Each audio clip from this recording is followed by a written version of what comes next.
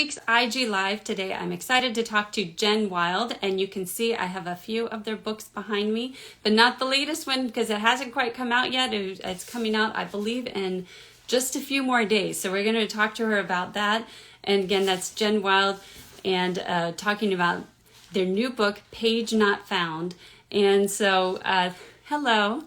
As you know, we come every week to you talking to the creators of diverse books for children and teens. We also, if you want to support what we're doing, our nonprofit, you can go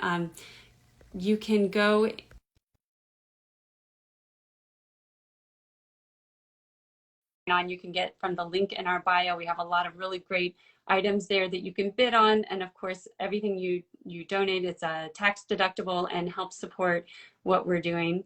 Hi. Hi. So good to talk with you. Thanks for being here. I'm trying to make sure I see if I can get your books in the picture, Okay. the ones I was able to get. But how are you? Good. How are you? Good. Thanks so much for joining us. And why don't we go ahead, and I'm sure you're busy, so we can jump right in and talk about what was your journey to becoming an author? Is that something you always wanted to do? No, I never even considered it as an option because it just seemed so out of reach, Right. I guess. But I I liked writing and drawing and just like making up stories. But it didn't become like an actual career option for me until I was burned out on everything else and I started to just write for fun Mm-hmm. and started uploading it to Wattpad.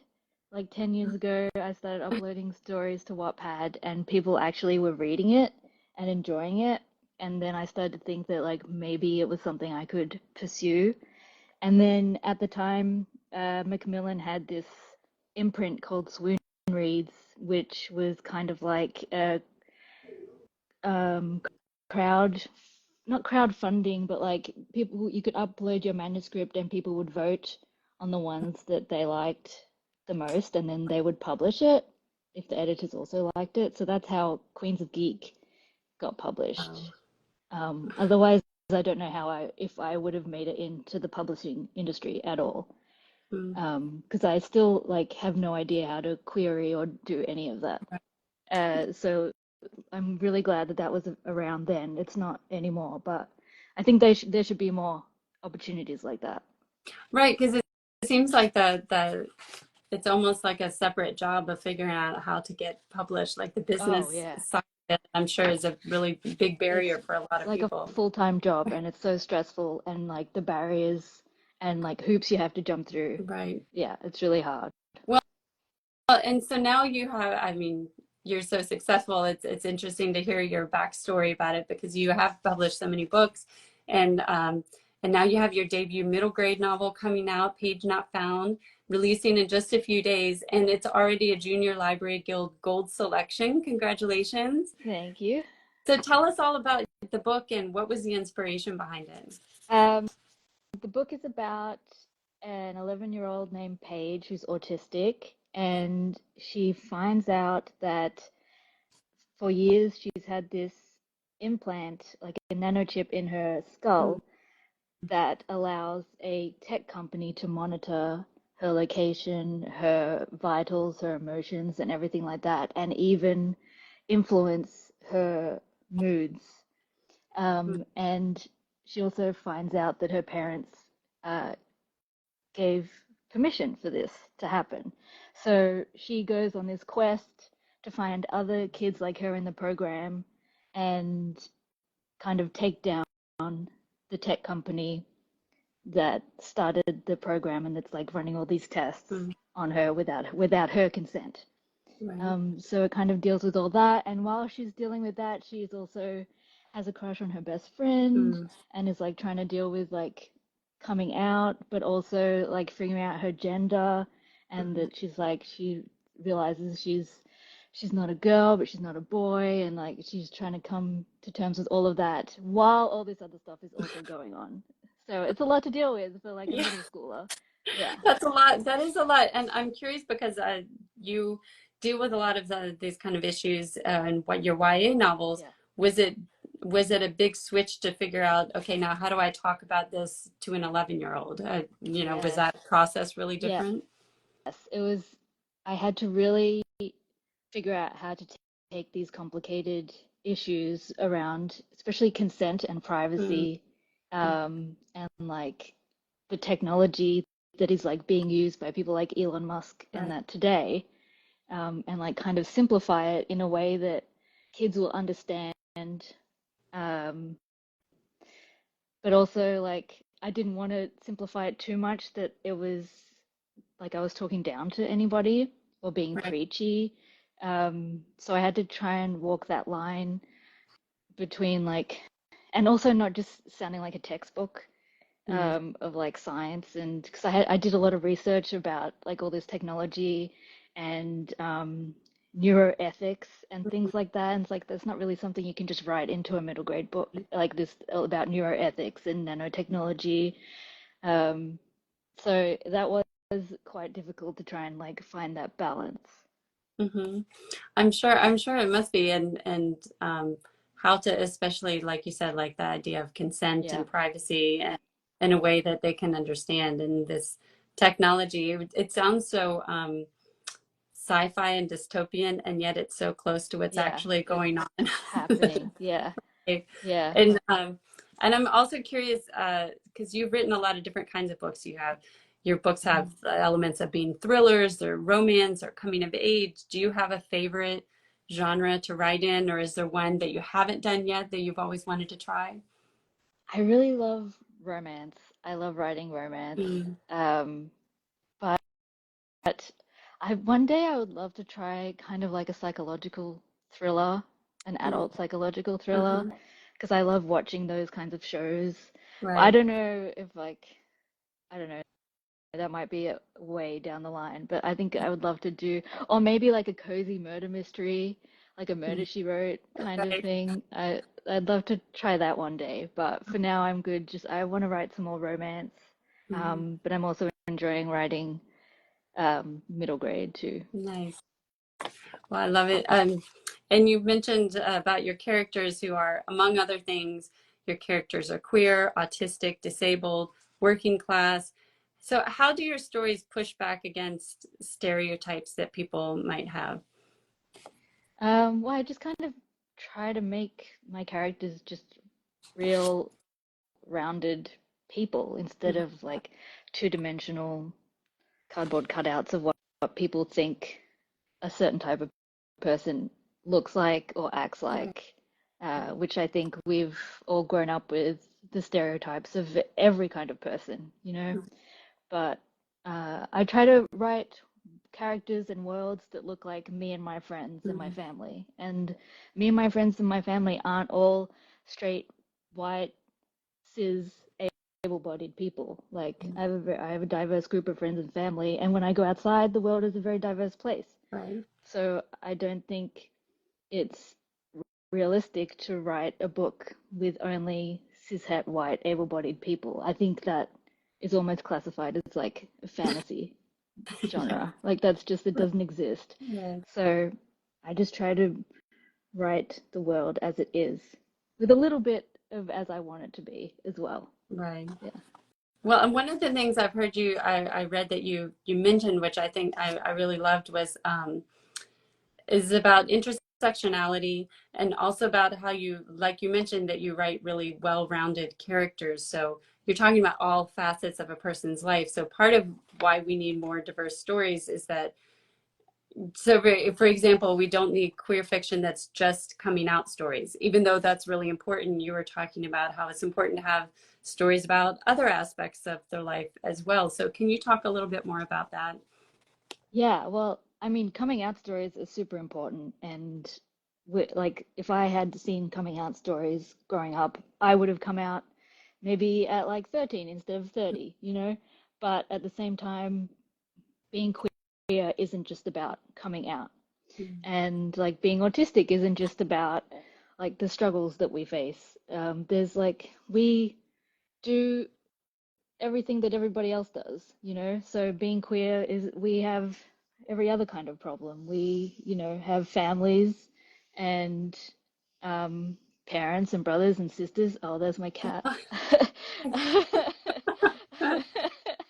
Um, So cute. so I think it's important to tell all different kinds of stories, whether it's sci-fi or horror or like mystery. I think we should exist in every kind of fictional world and contemporary world because we do exist and we always have existed. Right. Um, And you've also said that you were talking about being inclusive in terms of what stories are told, but also you've talked some about how the publishing industry needs to think about that in terms of, for example, having accessibility in mind. Can you give some examples about that? I know you talked about one article I read, I think it was about doing a book tour and how you had kind of had to build some space into that. But I don't know, maybe you could talk about that a little more. Yeah, yeah, I think like the publishing industry firstly needs to publish more stories from disabled and queer black and brown people Hmm. because it's all very white now still. We need more disabled voices that aren't just white. Um, and we also like even in the publishing industry we need more editors and everyone who works within publishing like that too. Um, and I think when it comes to book events, there definitely needs to be some more accessibility for disabled authors. Um, like I think masking is still very important, like wearing masks so that immunocompromised people can attend. Oh, I think we just lost your audio. I can't hear you. I'm not sure. We just lost your audio there for a minute. Oh, yes. So you were talking about the importance of masking. Yes. Hmm. Um, and but then also when it comes to readers as well, I think books need to be more accessible. I think Mm. that they are too expensive. Right. Um, and like my new book that comes out on Tuesday is like $19 for a middle grade book. And if it was up to me, it wouldn't be that expensive. Right. And that doesn't make it accessible for people who don't have that kind of money to spend. Like when Right. I was a kid, I wouldn't have been able to afford my book. Hmm. Um, and like we do have great libraries here in the USA, which is really good. But even libraries are becoming more inaccessible. So here in New York, with the budget cuts and everything, like they're closed on Sundays now. Hmm. So there's a whole lot of things that need to improve before we can say that publishing is truly inclusive. It's interesting you brought up about the expense because I actually just talked to a teacher today and she was talking about barriers to having diverse books in the classroom. And of course, one is fear of what administrators or Yes, parents, their reaction. But the other one was the expense. She said they just don't have the funds to get these new books that are coming out because they are so yes, expensive. yes, they are too expensive. And yes, definitely with the book bans that are happening, that's Hmm. very worrying. And I think publishers need to get behind their authors more and do more to challenge the book bans and support the libraries, Right. especially school librarians, um, because they're doing so much of the work and getting so much of the backlash. And I think publishers need to realize that without all these authors and these librarians and the booksellers, like there would be no publishing industry. Right. So they need more support. Right. And this especially so kids can have access to these. Yes. I imagine you must get what kind of reactions do you get from like the teens that are reading your books? They must be so happy to have this kind of representation. Yes. What kind of responses do you get? It's always about, it's usually an autistic kid who's seen themselves for the first time, Mm. or even an autistic adult, doesn't it? Like people of any age who's seen themselves for the first time in a character, Right. or have realized that they're autistic or neurodivergent from reading one of my books. Interesting. And that's Huh. huge.